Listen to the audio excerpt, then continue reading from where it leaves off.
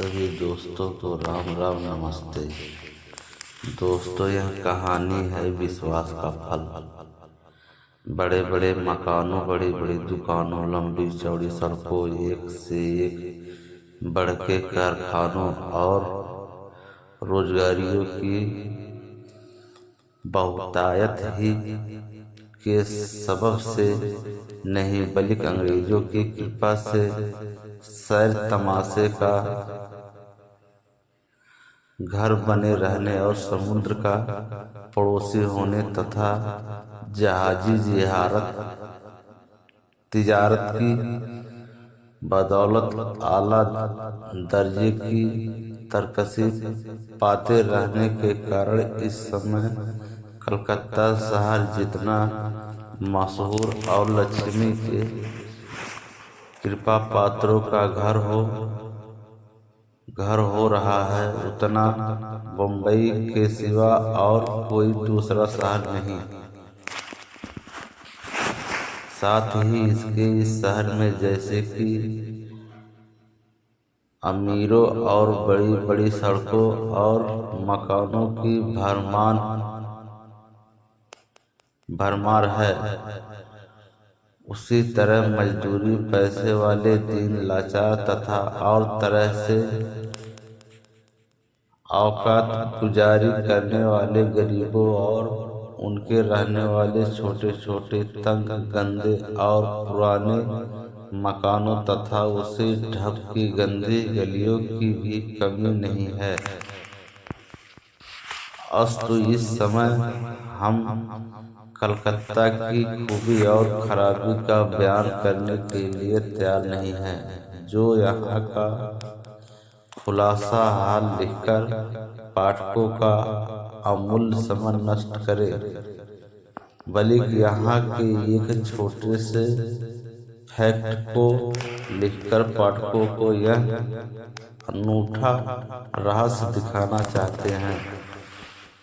कलकत्ता की एक तंग अंधेरी और गंदी गली के अंदर पुराने और छोटे से मकान की नीचे वाली कोठरी में एक औरत को फटे पुराने आसन पर बैठे हुए परमात्मा के ध्यान में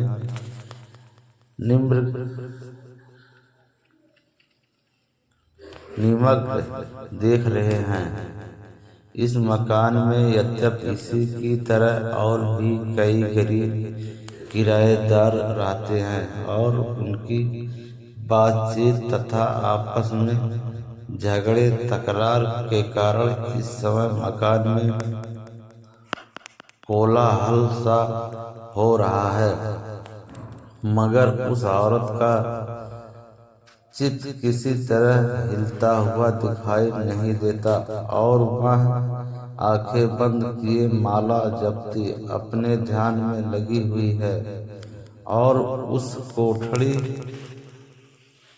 का दरवाजा अधखुला सा दिखाई दे रहा है। जब हम उसके सामान की तरफ ध्यान देते हैं तब उस औरत की गरीबी और लाचारी का अंदाजा सहज ही में मिल जाता है। एक कोने में फटे पुराने कपड़े की छोटी अधखुली सी गठड़ी, दूसरे कोने में पानी की एक ठिलिया और उसके पास ही छोटा सा पीतल का गिलास पड़ा है। ऊपर की तरफ एक किल्ली के सहारे काली पेली की हाड़ी टंगी हुई है, जिससे मालूम होता था कि यही हाड़ी नित्य चूल्हे पर चढ़ा करती है। पानी वाले घड़े के दाहिनी तरफ चूल्हे और उसके सहारे छोटी छोटी दो रिकाबियाँ रखी है, वे भी साबुत नहीं है। बाईं तरफ जहाँ औरत बैठी है, मिट्टी का छोटा सा चौखुंडा चबूतरा बना है, जिस पर तुलसी जी का एक पेड़ है। उसके सामने वह औरत बैठी हुई इस कंगाली की अवस्था में भी वे बेफिक्री के साथ उपासना कर रही है और उसके पास ही एक चक्की भी गड़ी हुई है। इतना होने पर भी वह कोठली कमरे में किसी तरह की गंदगी या मैलापन नहीं है। गोबर से लीप कर तमाम जमीन साफ और सुथरी बनाई हुई है। स्त्री का जब पूरा हुआ और वह तुलसी जी को प्रणाम कर हाथ की माला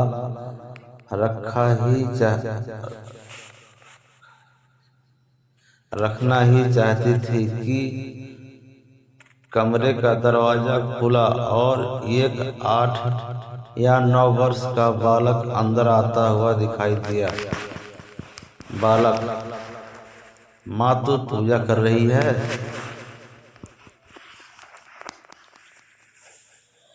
स्त्री: हाँ बेटा, कर चुकी हूँ। बालक: बाहर हरि खड़ा है, कहता है पाठशाला में जाने का समय हो गया, मुझे भूख लगी है, बिना खाए मैं पाठशाला में कैसे जाऊं? स्त्री लंबी सांस लेकर और माला रखकर: बेटा, आज तो कुछ खाने को नहीं है। मैं 2-3 जगह गई थी, कहीं से गेहूं भी नहीं मिला जो पीस कर दे आती, और मजदूरी के 2 पैसे लेकर तेरे खाने का इंतजाम करती हूँ। नवीन की माँ ने गेहूं देने के लिए 10 बजे बुलाया था, सो अब मैं जाती हूँ। बालक: तो मैं पाठशाला मैं न जाऊंगा, मुझे बड़ी भूख लगी। तू तो दिन रात पूजा ही किया करती है, खाने को तो लाती नहीं। स्त्री: बेटा क्या करूं, तेरे ही लिए तो दिन रात पूजा किया करती हूँ। ठाकुर जी से तेरे खाने के लिए मांगती हूँ। बालक: क्या तेरे मांगने से ठाकुर जी खाने को दे देंगे? स्त्री: क्यों न देंगे, तमाम दुनिया को देते हैं, तो क्या मुझको न देंगे? बालक: तो देते क्यों नहीं? मुझे बता ठाकुर जी कहाँ हैं, मैं भी उनसे मांगूंगा।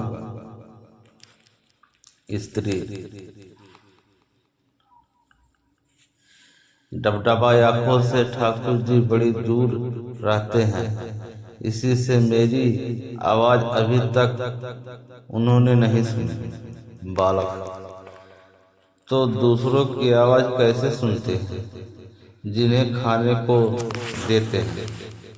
स्त्री कुछ सोच समझकर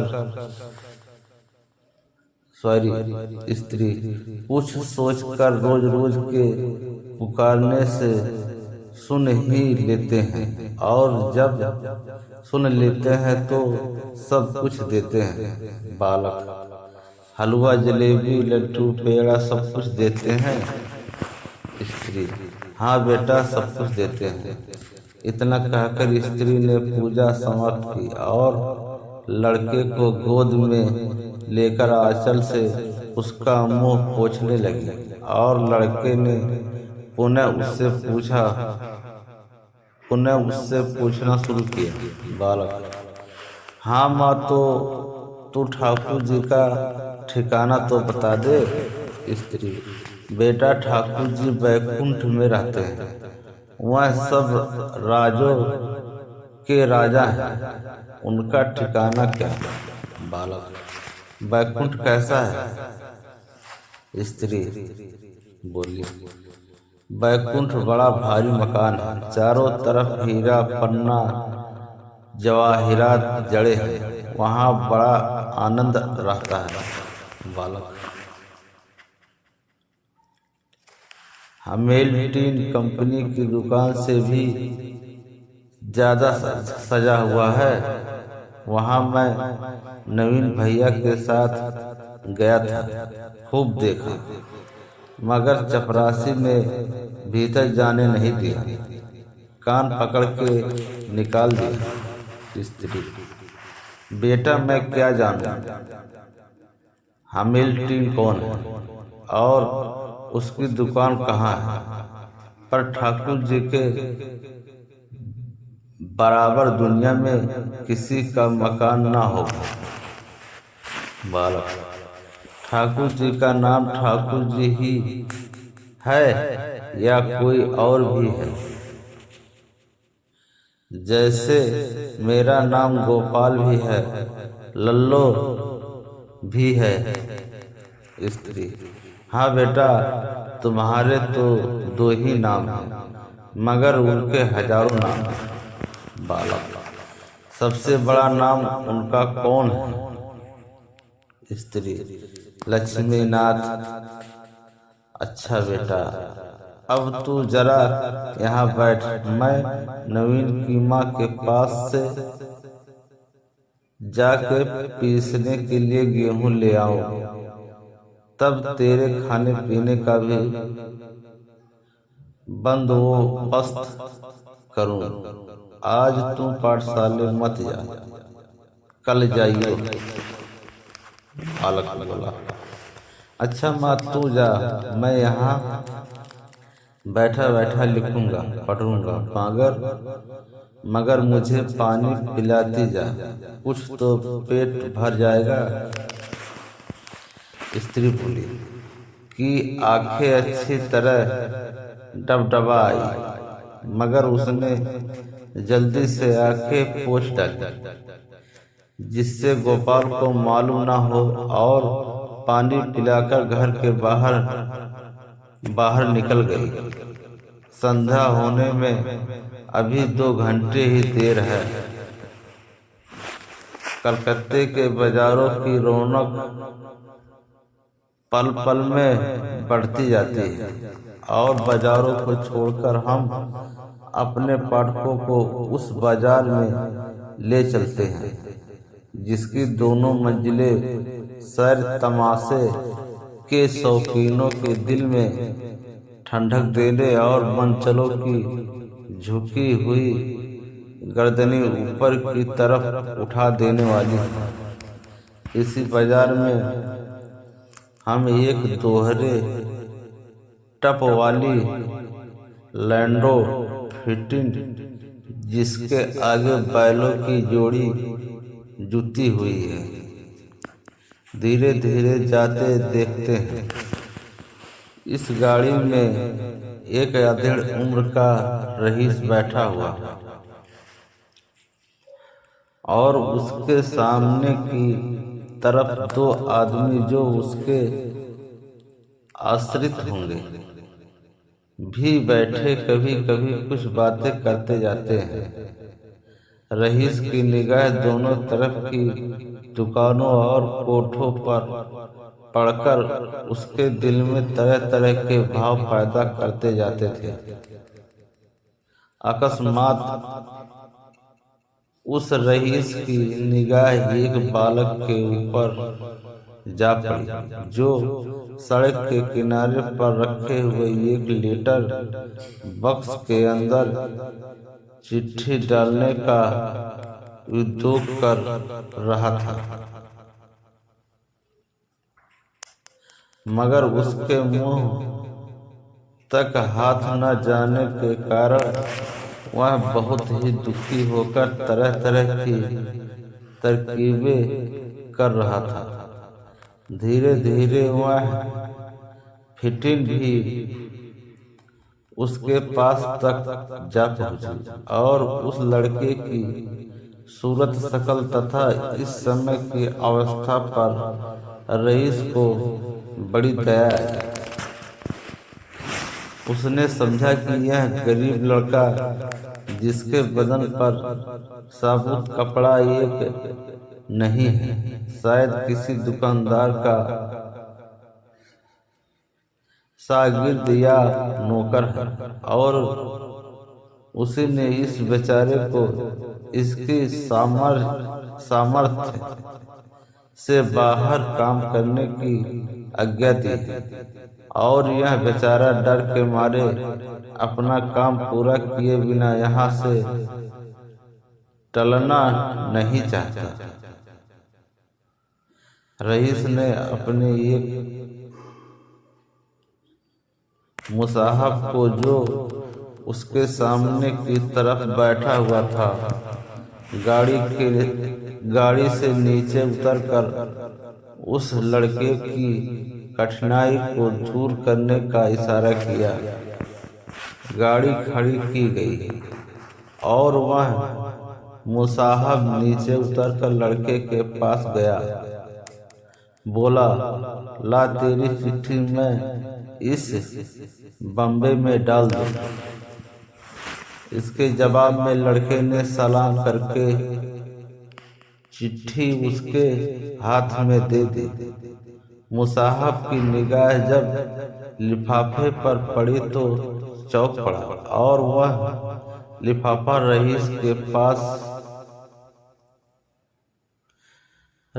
के पास नाम दिखाने के लिए ले गया।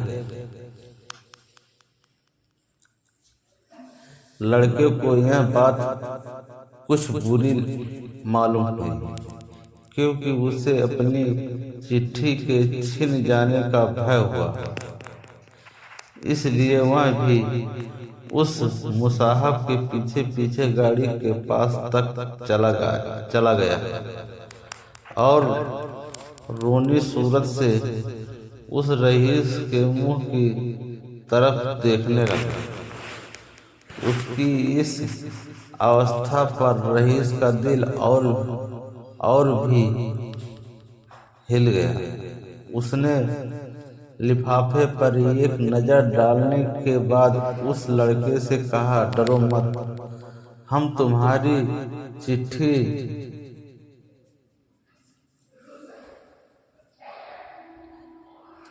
ले न लेंगे। इस पर पता ठीक नहीं लिखा है। इसी से यह आदमी मुझे दिखाने के लिए ले आया। कहो तो मैं इस पर अंग्रेजी में पता लिख दूं, जिसमें चिट्ठी जल्द ठाकुर जी के पास पहुंच जाएगा। लड़के ने खुश होकर कहा, हाँ लिख दीजिए। उस चिट्ठी पर यह लिखा हुआ था, श्री ठाकुर जी महाराज लक्ष्मीनाथ के पास चिट्ठी पहुँचे, स्थान बैकुंठ।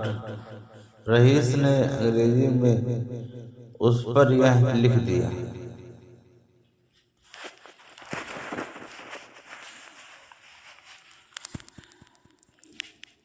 यम प्रताप नारायण हरिस्वन रोड, कोलकाता। लड़का अंग्रेजी नहीं जानता था, इसलिए वह इस बात को कुछ समझ न सका। इसके बाद रईस ने उस लड़के से, जो बातचीत करने में बहुत तेज और ठीठ भी था, पूछा, तुम्हारा मकान कहाँ पर है?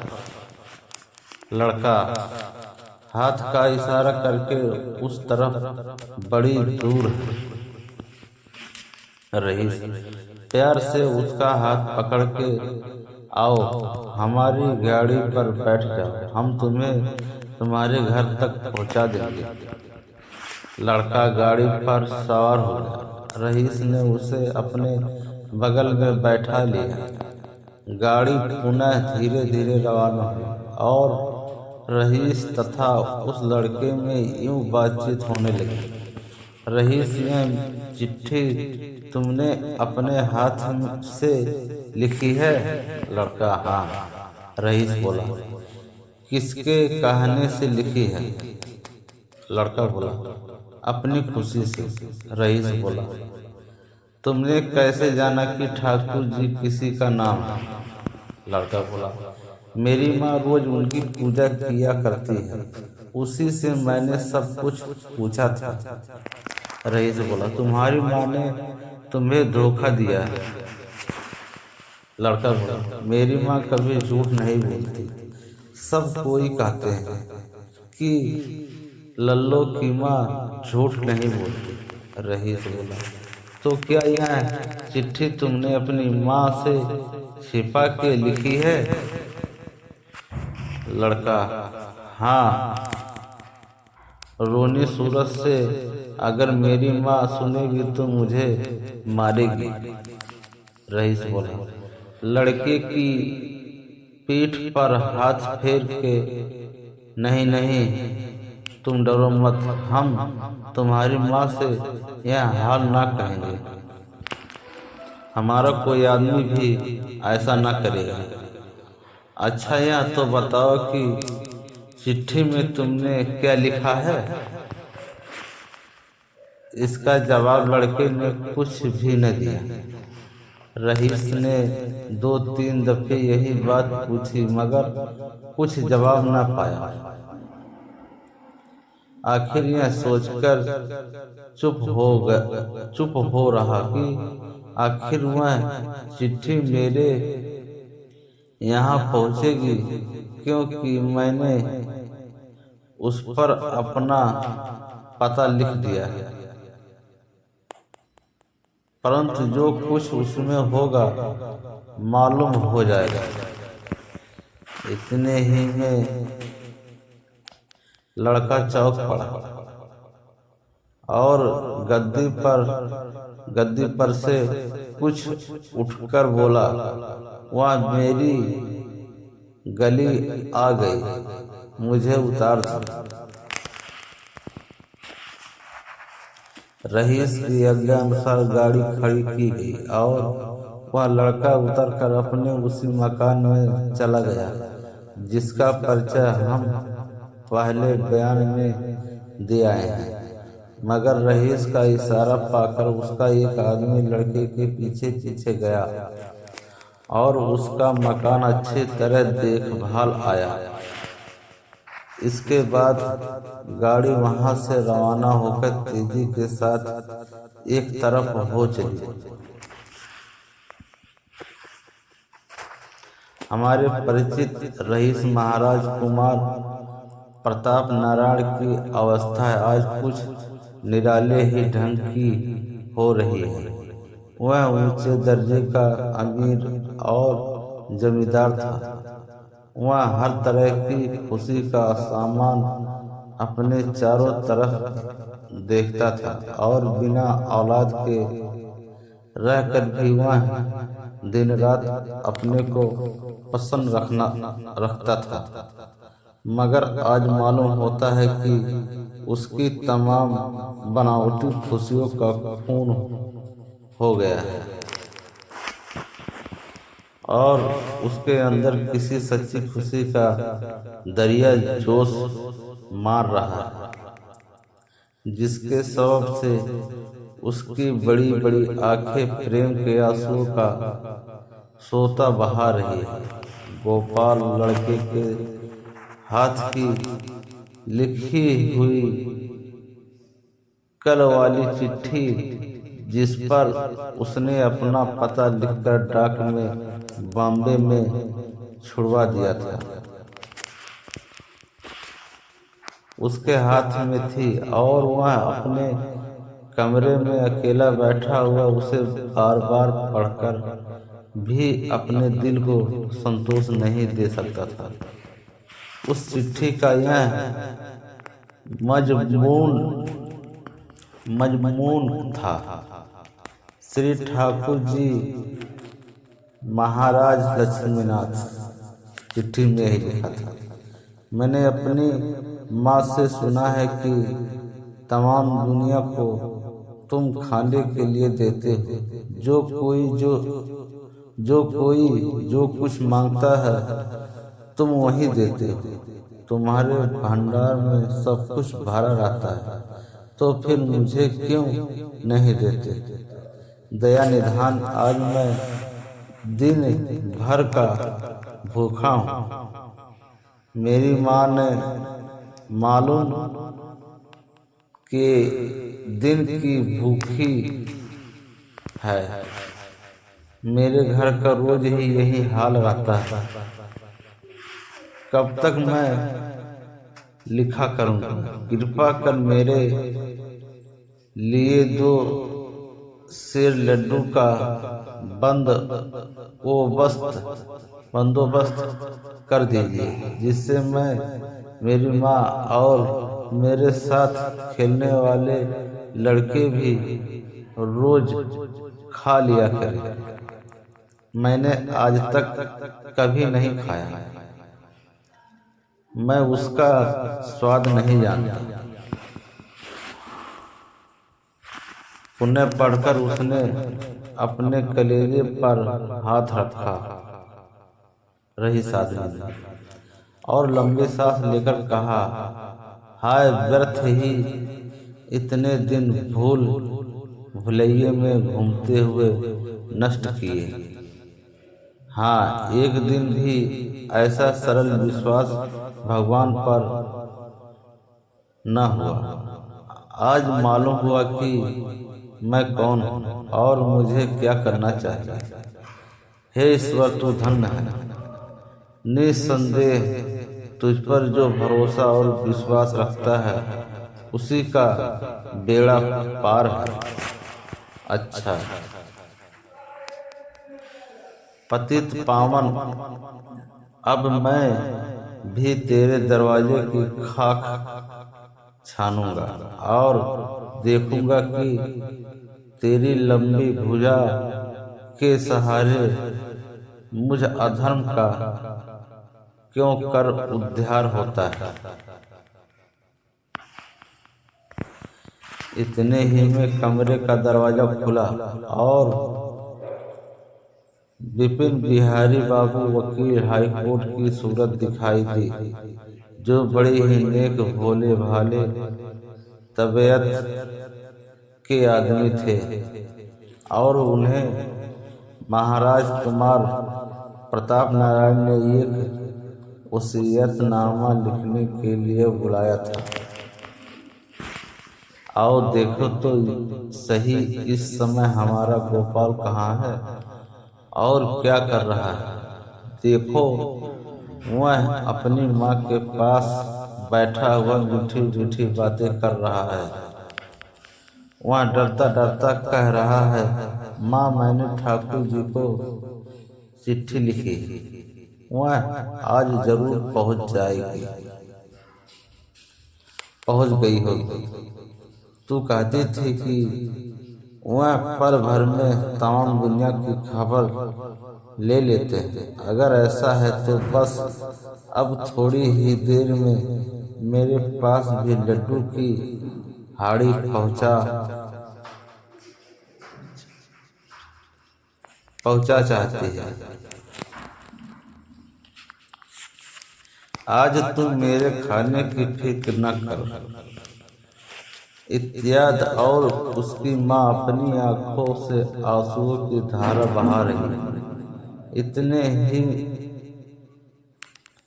देर में दरवाजे के बाहर से किसी ने गोपाल कहकर पुकारा, जिसे सुनकर गोपाल दौड़ता हुआ घर के बाहर चला गया। थोड़ी ही देर के बाद जब लौटकर अपनी माँ के पास आया तो उसके एक हाथ में लड्डू से भरी हुई एक हाड़ी थी और दूसरे हाथ में एक चिट्ठी। गोपाल ने खुशी खुशी अपनी माँ से कहा, देख माँ, मैं कहता था ना कि ठाकुर जी का आदमी लड्डू लेकर आता होगा। देख कैसा बढ़िया लड्डू है। हाँ हाँ, एक चिट्ठी भी ठाकुर जी ने भेजी है। देख, यह चिट्ठी है। गोपाल की बात सुनकर उसकी माँ भौचक सी हो गई और वह तज्जुब भरी निगाहों से गोपाल का मुंह देखने लगी। दिल के अंदर से उठे हुए जोश ने उसका गला भर दिया था और वह कुछ बोल नहीं सकती थी। जब गोपाल ने चिट्ठी उसके हाथ में दी, तब वह खोलकर पढ़ने लगी। उसका मतलब यह था, ठाकुर जी ने 2 सेर लड्डू रोज तुम्हारे पास भेजने की आज्ञा दी है, सो आज से बराबर तुम्हारे पास पहुंचा करेगा। ठाकुर जी ने तुम्हारे लिए और भी बहुत कुछ प्रबंध किया है, जिसका हाल कुछ दिन बाद मालूम होगा। गोपाल की माँ को बड़ा ही आश्चर्य हुआ। वह तज्जुब भरी निगाहों से कभी गोपाल का मुंह देखती और कभी लड्डू तथा चिट्ठी की तरफ ध्यान देती। उसकी समझ में कुछ भी नहीं आता था कि यह क्या हुआ और क्यों हुआ, मगर गोपाल को इन सब सोच विचारों से क्या संबंध था। वह उसी समय थोड़ा सा लड्डू लेकर घर के बाहर निकल गया और अपने हमजोली तथा साथ खेलने वाले लड़कों को खुशी से बांटकर घर चला आया। इसके बाद खुद भी लड्डू खाए और अपनी माँ को भी जिद करके खिलाया। 15 दिन तक नित्य एक आदमी आकर गोपाल के घर पर लड्डू दे जाया करता और उसकी माँ तरह तरह के सोच विचारों में अपना समय बिताया करती। इसके बाद 16वें दिन जब महाराज कुमार प्रताप नारायण की चिट्ठी एक वसीयत नाम के साथ सरकारी वकील की मार्फत उसके पास पहुंची, तब उसे मालूम हुआ कि गोपाल के सच्चे प्रेम, विश्वास और भोलेपन ने उसकी हुर्मत और औकात तथा जिंदगी के ढंग का कैसा काया पलट कर डाला है और उसके घर पर लड्डू पहुंचाने वाले महाराज कुमार प्रताप नारायण के दिल पर उसका कितना बड़ा असर पड़ा कि उसने अपनी तमाम जायदाद का मालिक गोपाल को बनाकर इसलिए ब्रज यात्रा की। उसी वक्त वत्सल पतित पावन बैकुंठ नाथ के प्रेम में अपना जीवन समाप्त करके सच्चे सुख का लाभ करेगा। जय श्री कृष्ण। दोस्तों, वीडियो पसंद आए तो कमेंट जरूर करें।